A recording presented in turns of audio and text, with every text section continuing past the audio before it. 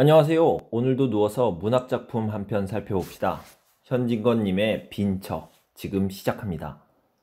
아내는 장문을 열고 뭘 찾고 있어요. 나가 무엇을 찾냐 하니 모본단 저고리를 찾는답니다. 전당포에 맡기고 돈을 구하려는 것이죠. 나는 폈던 책을 덮으며 후 하고 한숨을 내쉬죠. 그리고 오늘 있었던 일을 생각해요.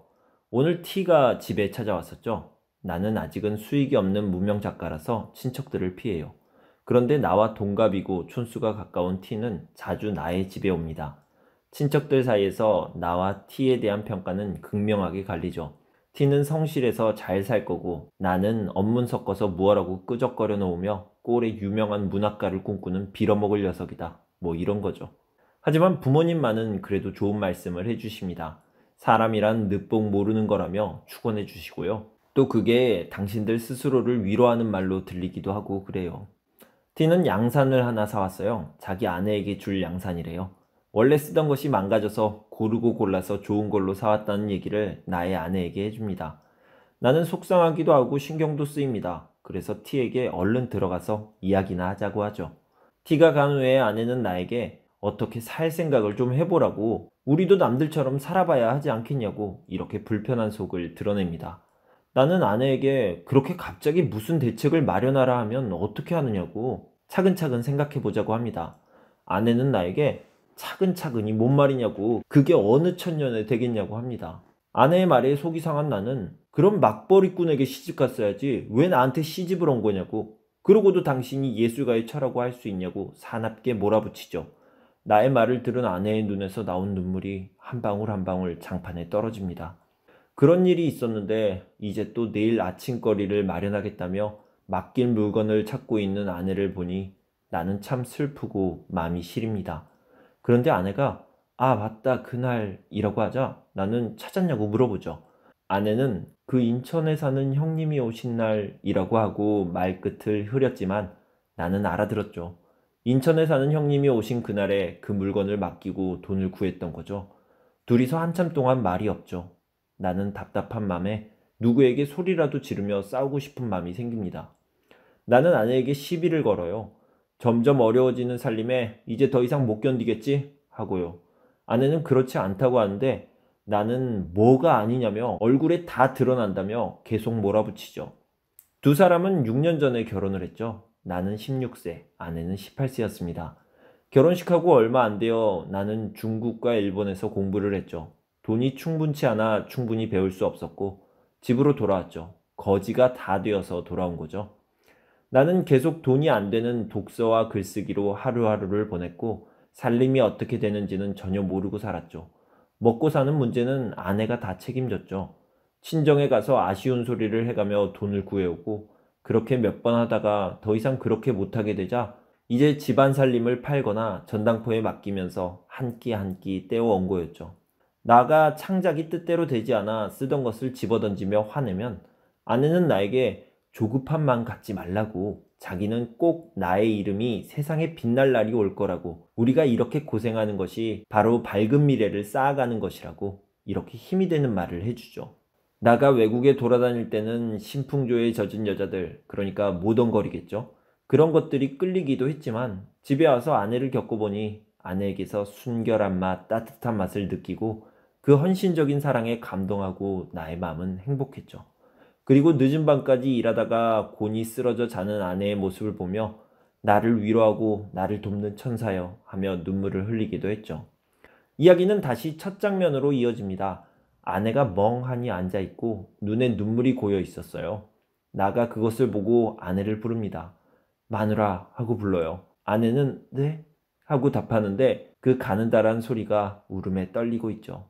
나는 아내에게 나도 아내에게 비단 옷, 좋은 양산 사주고 싶다고, 나가 남들이 보기에는 노는 것 같아도 늘 뭐라도 해보려고 노력하는 것을 아내도 알지 않냐고, 다른 이들이 나를 비웃고 모욕해도 상관없지만 아내까지 그리하면 어떡하냐고 말하죠.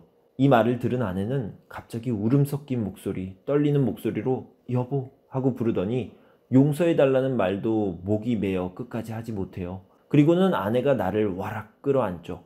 그리고 다시 말합니다. 용서해달라고, 그렇게 생각하실 줄 몰랐다고, 한번 마음 먹은 게 있는데 가난에 시달렸다고 실증이 나겠느냐고, 그렇게 말하죠. 이제 아내가 계속해서 전당포에 맡길 물건을 찾아요. 그때 처가에서 부리는 할멈이 찾아와요. 나의 장인 생신일이에요. 모시러 왔죠. 나는 앞서가고 아내는 뒤에 옵니다. 앞서가는 나가 길가의 여자들을 보니 다들 비단 옷을 입고 고운 신을 신었죠. 나의 아내만 당목옷에 청목당해를 신고 있었죠. 청목당해는 흰 바탕이나 붉은 바탕에 푸른 무늬를 놓은 가죽신이라고 하는데 여기서는 문맥상 초라한 신발이라는 뜻이겠죠. 그걸 보니 나는 아내에게 미안한 마음이 들어 좀 불편합니다. 처가에 가니 다들 반갑게 인사를 합니다. 나는 그 인사가 어쩐지 비웃는 것 같아서 마음이 불편해요. 그 중에서도 가장 친분이 있는 아내보다 3살 많은 처형이 반갑게 인사를 합니다. 처형의 남편이 기밀을 해서 큰돈을 만졌다고 해요. 기밀한 게 아마 곡물 선물 거래인 것 같아요. 처형은 자기가 돈이 좀 있다는 것을 보여주려는 듯 비단으로 화장품으로 한껏 부티를 냈죠. 그런데요, 분으로, 그러니까 화장품으로 숨겨보려고 애쓰긴 한 것 같은데 처형의 눈에 멍이 든 게 나의 눈에 띄죠. 나는 다른 음식은 별로 먹지도 않고 잘 먹지도 못하는 술을 넉 잔이나 마셨죠. 꽤 취했어요.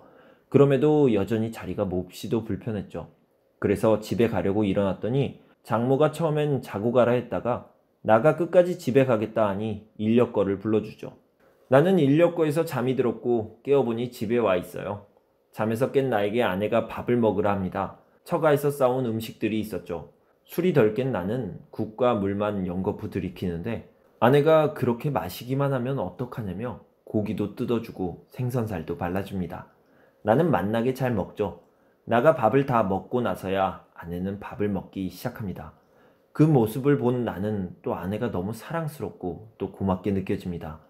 그래서 둘은 정답게 이야기를 나누게 되죠. 이런 이야기 저런 이야기를 하다가 화제가 장인 생파에서 만난 처형 눈의 멍 이야기를 하게 되죠.